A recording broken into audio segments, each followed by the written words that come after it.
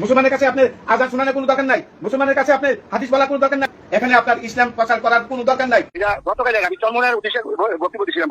বাংলাদেশে ইসলাম প্রচার করার কোনো দরকার নেই, মুসলমানের কাছে আযান শোনানোরও কোনো দরকার নেই। মুরাদনগরের বিএনপি নেতার এমন বক্তব্যে সামাজিক যোগাযোগ মাধ্যম ফেসবুকে বইছে সমালোচনার ঝড়। রবিবার বিকেলে মুরাদনগর উপজেলার পাহাড়পুর ইউনিয়ন বিএনপির কার্যালয়ে বিএনপি নেতা নান্নু মিয়ার দেয়া একটি বক্তব্যের ভিডিও এখন ফেসবুকে ভাইরাল হয়েছে। নান্নু মিয়া পাহাড়পুর ইউনিয়ন বিএনপির প্রচার সম্পাদক ও ডেকনিরপাড় গ্রামের মৃত আজগর আলীর ছেলে। ভাইরাল হওয়া ওই ভিডিওতে চরমোনাই পীর মুফতি সৈয়দ মোহাম্মদ রেজাউল করিমকে উদ্দেশ্য করে বিএনপি নেতা মোহাম্মদ নান্নু মিয়াকে বলতে শোনা যায়, বাংলাদেশে 100 জনের মধ্যে 75 জন মুসলমান, এদেশে ইসলাম প্রচার করার কোনো দরকার নেই। যদি পারেন ভারতে যান, চীনে যান, যেখানে মুসলমান নেই সেখানে গিয়ে ইসলাম প্রচার করেন।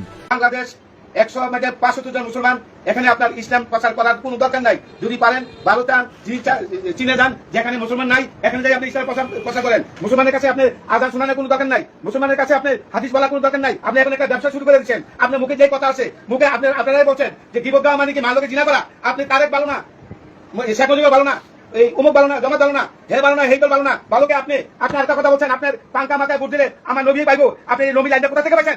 সাধারণ মানুষকে আপনি বলে কোটি কোটি টাকা মালিক হচ্ছেন। কিন্তু এখন আপনি আবার এই যে বাংলাদেশ রাজপথে সরকারি উদ্যানে এই লক্ষ লক্ষ মানুষ নিয়ে মিছিল করলেন, মিটিং করলেন, এই টাকা আপনি কোথা থেকে পাইছেন? এটা আমরার টাকা। আমি বিএনপি গেছিলাম আপনার দরবারে, আমি আওয়ামী গেছিলাম আপনার দরবারে, আমি জামাত গেছিলাম আপনার দরবারে। আপনাকে আবার বলিয়া দেই, বিএনপি নিয়ে কোনো কথা বলবেন না। বিএনপি নিয়ে কথা বললে আপনি বাংলাদেশে থাকার আপনার কোনো সুযোগ নাই। এ বিষয়ে পাহাড়পুর ইউনিয়ন বিএনপির প্রচার সম্পাদক মোহাম্মদ নান্নু মিয়া মুঠোফোনে তার বক্তব্য দেওয়ার বিষয়টি স্বীকার করে বলেন, আমি চরমোনাইকে উদ্দেশ্য করে এই বক্তব্য দিয়েছি। এটা গতকাল আমি চরমোনায়ের উদ্দেশ্যে বক্তব্য দিয়েছিলাম।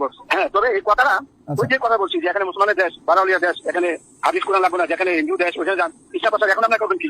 350 বছর আগে তো বাংলাদেশের মুসলিম কান্ট্রি। এই কথা আমি একটু ভেবে একটা জেল লাগাইছিল, আজকে আবার শেষ হয়েছে সকালে বস।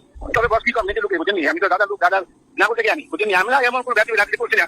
কথা কথা ওনাকে বলছি হয়তো এটা মুসলিম সমাজে একটা জেল লাগে আমার একসঙ্গে করার জন্য কাজ ছিল।